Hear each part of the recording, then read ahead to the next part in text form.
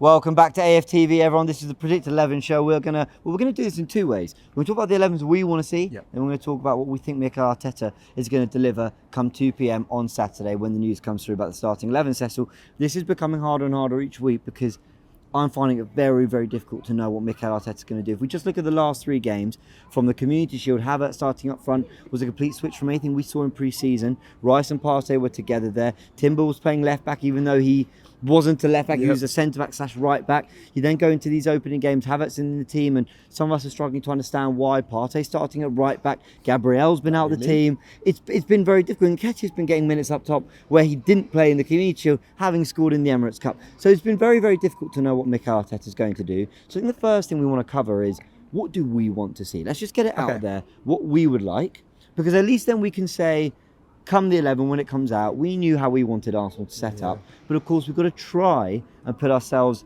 in the magnificently mental mind of Mikel Arteta. Oh, I like how you complimented him there. I'm not sure how I pulled that out, but off you go. What's your 11? All right, cool. So let me go with my 11. Let me just start by saying last week had a bit of a howler with the 11 I wanted, but I was mentioning that Gabriel Magalhaes, I thought it was him who Arteta was speaking about in a press conference that he wouldn't be available. Obviously, he was speaking like Gabriel Jesus, but we didn't see Gabriel Magalhaes, and there is big question marks over that. Not just him though. We didn't see Carl Hein either. Oh, James, you're sharper than a scissor. Which I thought was a major shot from the day. We didn't see him either, but that got me. But yes, we didn't see him. We didn't see Gabriel Magalhaes, and he's the one that I do want to see, but there's obviously question marks going on there. We don't really know what's happening with that, and I still think Seba and Gabriel Magalhaes is the strongest partnership. So it actually annoys me that we're not seeing them two together. However, I'm going to give you my 11. One with Gabriel Magalhaes in, and one obviously without. Let's go straight into it. Carl Hein in goal. Joking, not Carl Hein in goal. Aaron Ramsdale in goal. Big up Aaron Ramsdale. Big fan of him. I think he's earned his right to keep his spot, and it's been sensational so far. So Aaron Ramsdale in goal. Right back, I want Ben White. If you guys haven't seen Rob Holden speak to Michael Timsey, talk about how Ben White just runs through brick walls. He has an elite mentality. He's injured a lot of the time, but plays through it. So yeah, Ben White, he's got to give him a lot of credit for that, because I like a player that, regardless of what he's going through, he will just be on the pitch and die for the Arsenal. Going to the centre-back pairing quickly, William Saliba, right centre-back, and again, people laughed at me in the comments, but Kivior left centre-back. I don't want to see Thomas Partey playing right back. I don't really want to see Ben White in there. This is what I want to see. So I want to see Saliba, then Kivior, then left back Zinchenko. I'd like him to return. It'd be nice to see Zinchenko return and give us that. Why not go for Gabriel? Forward. Oh, I want Gabriel there. Yeah. If he's not there, it's going to be Kivior. Okay. And I don't think Arteta is going to go with Kivior. I want William Saliba and Gabriel's partnership, but if it's not going to be him, I would rather see Kivior there than trying to take Partey out of the midfield, putting right back, putting Ben White. Don't want to see that. Okay. Going into the midfield, the three that everyone loves and just wants to see. I think Arteta's he just wants to annoy us as fans. We all want to see Partey, Odegaard and Rice. I want that to be the main three throughout the whole Premier League season, or in the big games in the Champions League. But that's what I want to see in the midfield. I think that gives us great balance. And the front three, I'm going with, it's not recency bias, it's just what I saw when we played against Fulham away. Trossard in the 9, left wing Martinelli, Saka right wing.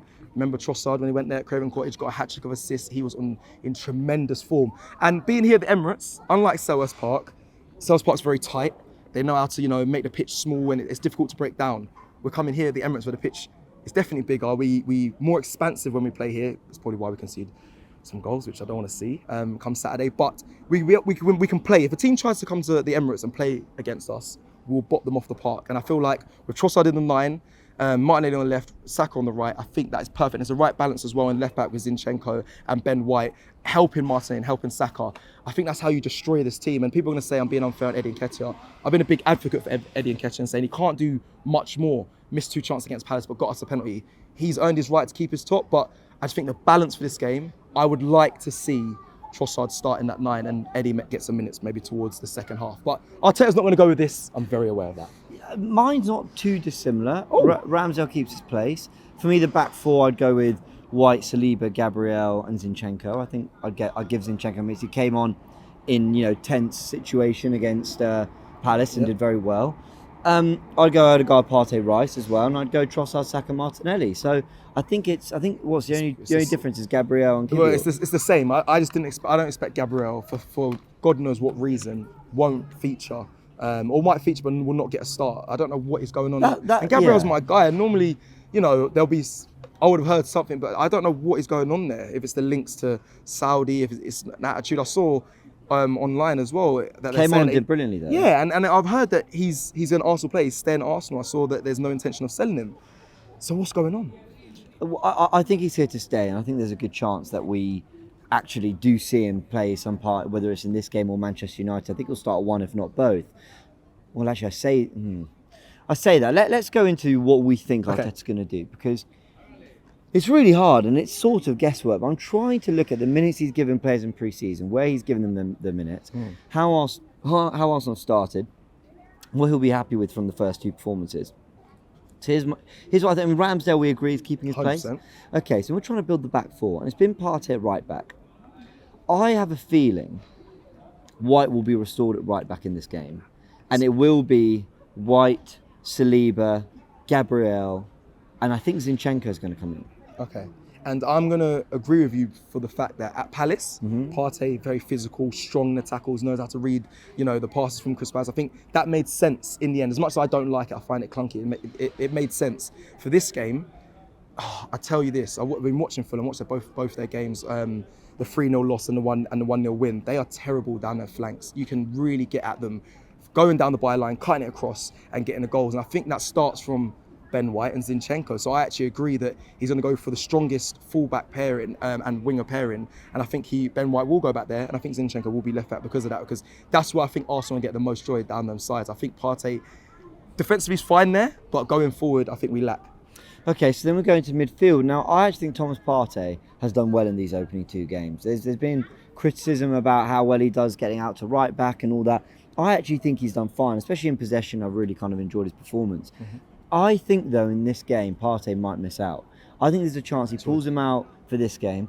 I think Partey is a player that, because of his track record with injuries, I don't think he wants to feel like he has to play Thomas Partey in every single game. And I think if he can help it, and if it's a game at home where we might have a lot of possession, that's no disrespect to Fulham. Last season they showed that they're a very good side, very accomplished. Marcus Silva's a good manager.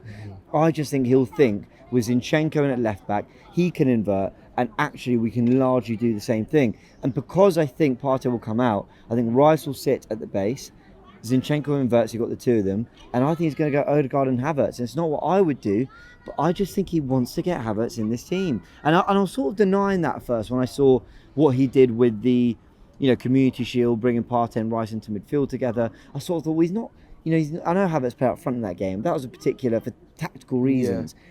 I don't think he's just trying to shoehorn him in whatever 11 he can. But actually, as the weeks go on, I think Fulham at home, we're going to have a lot of possession again.